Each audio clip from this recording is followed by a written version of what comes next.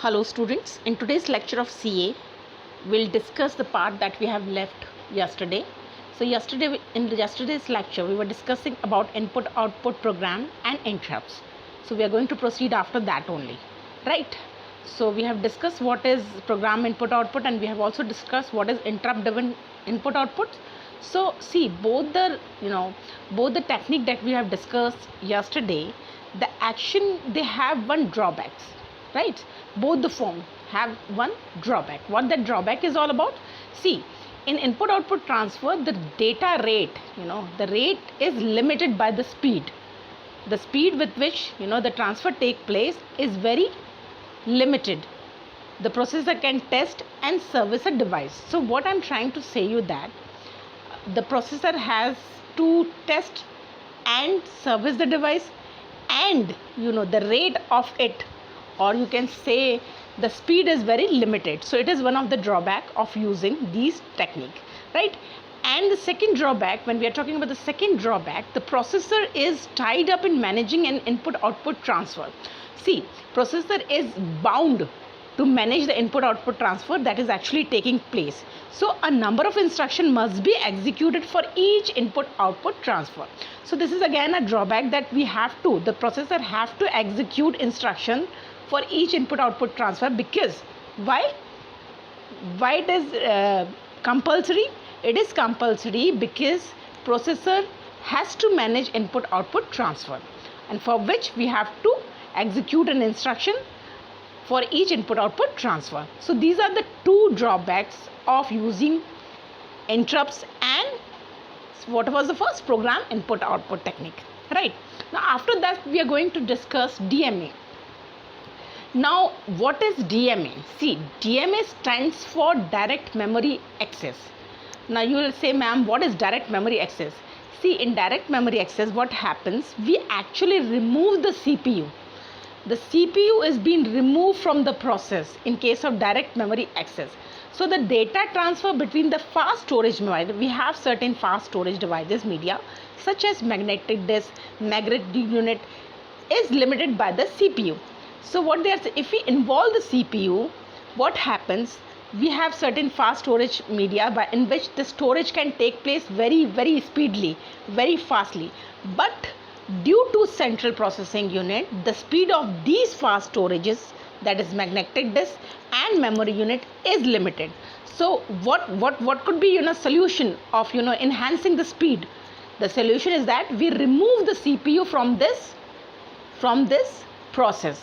So this is what we are going to discuss in this.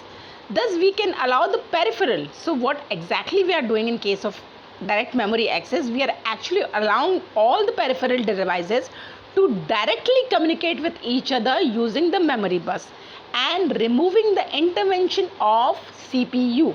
So what exactly we are doing here in case of DMA, we are actually removing the CPU and we are actually allowing the peripheral devices to directly communicate with the memory. They don't need a mediator. They don't need CPU as a mediator. We are removing the CPU as a mediator in between them, and we are allowing the memory devices or the peripheral devices, you can say peripheral devices, to directly communicate with the memory, and we are removing the CPU, with which what is going to be the advantage of doing so? The advantage of doing so is going to be that the speed will be enhanced. And this type of data transfer technique is known as DMA or direct memory access. So since we are removing the CPU, that is central processing unit, which act as a mediator in between the peripheral devices and the memory, we are removing it. So we are allowing the peripheral devices to directly communicate with the memory, and hence the name direct memory access without using CPU. So DMA is direct memory access without using CPU. Fine. Now during the DMA, the CPU is idle. We know, since we have removed the CPU and we are allowing the peripheral devices to directly communicate with the memory. So what is happening over here? The CPU is idle now. It has no work to do. So it has no control of the memory buses, since it is also not having the control over the memory buses, right? So DMA controllers takes over the buses to manage the transfer directly between the input devices and the memory. See, what is the summary of this DMA is that in this technique, that is direct memory access, the first point that you need to understand is that we are removing the CPU. Since we are removing the CPU is idle now. Second things, what we are doing, we are allowing the peripheral devices to directly communicate with the memory, right? And for communication, we need something. Obviously, when memory or the peripheral devices directly communicate with the memory, so it needs something to communicate.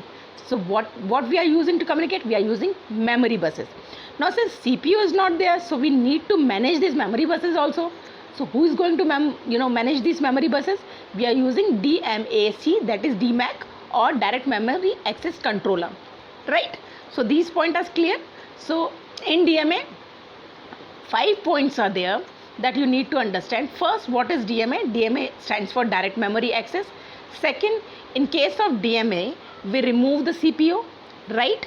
CPU is being removed. Third point, what is going to be the third point? The third point is going to be that we are allowing the peripheral devices to directly communicate with the memory, right? And who is helping us out to communicate, or who is helping the peripheral devices to communicate with the memory? We are using memory buses for that. And for that also, we need certain controller to control or manage, the transfer between the input-output devices and the memory. See, memory buses are using to transfer the data from peripheral devices to the memory. Now, we need to manage this also. Now, we need something to manage this also. And who is managing this? This is being managed by DMAC, that is direct memory access controller. Now, as you can see is the diagram, this is CPU bus signal from DMA transfer. This is the signal of CPU bus signal from DMA transfer. What are involved in it? First, the bus request is being sent, right? That is BR. BR stands for bus request. Then we have BG. What does BG stands for? Bus grant. Request is being sent, the request is being granted, and the message is being, the bus grant message is being sent. Now we have certain address bus. ABS stands for address bus. Then we have data bus. Address bus, what address bus are doing? Carrying the address. Data bus is doing carrying the address. Then we have read and write instruction. So this is the figure which actually explains how the CPU bus signals from DMA transfer. Now we'll elaborate this figure in detail, how the bus request is being sent. Fine. So we are going to see how we are actually sending the bus request. See, bus request is used by DMA controller to request the CPU to relinquish the control of bus. Now, bus request, who is using this bus request? We are using DMAC. I'm going to call it DMAC. So DMAC stands for direct memory access controller. So the bus request is being used by DMAC to request the CPU. Obviously, CPU is going to give us the request and release the buses. So what DMA is doing? DMA is sending the request to CPU to allow the control of the buses, to give the control of buses from CPU to DMAC, that is direct memory access controller. Now, bus grant. What is happening in the bus grant? See, it is activated by the CPU to inform the external DMA controller that the buses are in high impedance states. Bus grants, what bus grant is saying, as the word itself implies, bus grant means what it is, who is the one who is actually activating it. See, central processing unit is, this bus grant is being activated by a central processing unit, or you can say the central processing unit is the one who is actually activating it to inform the DMA controller that the buses are in the high impedance state and requesting DMA can take the control of the buses. So what is happening? Bus request is being sent by the DMA controller to the CPU. Now CPU is granting the permission. He is saying, okay, fine, the buses are at high impedance state. Now you can ask the DMA to take the control of the buses. Once the buses is at the high impedance, then only its control is being given to the DMA. So who is doing this task to mentioning that, okay, fine, the bus is at the high impedance and now you can take the controller? DMA is allowed to take the control. CPU is actually informing to DMA, and DMA is sending this or stating this to DMAC is sending this to DMA. Okay, fine, the bus is at a high impedance. Now you can take the control of the buses. Now once the DMA has taken the control of the buses, now from CPU, where the control has been gone? From CPU, the control has been gone to DMA, right? And who is giving this control? DMAC, that is direct memory access control. Once the DMAC has been, the control of the buses has been given to the DMA, it transfers the data. Then the data transfer started taking place. And this trick, now, okay, fine, the data is being transferred, the bus grant is being taken, request is being sent, bus grant is taken, the control is being given to DMA. Now, and the data is now sent via buses to the, from the peripheral devices to the memory. Now, one more thing is that since the transfer is taking place, then there must be some technique, there must be way by which we can actually send the data. Now, we are going to discuss this. What are the various ways by which we can actually transfer the data, right? So, type of DMA transfer using DMA controller. We are going to see how many types of data transfer can take place. First is the bus transfer, right? Second one is, you can say, cyclic stealing, right? So these are the various ways. And third is interleaving mode, right? So these are the various ways by which you can transfer the data using DMA. Okay, this is something that we are going to discuss next. I hope the concept of DMA is very clear to you. And still, if you have any problem, please feel free to ask me. Thank you very much.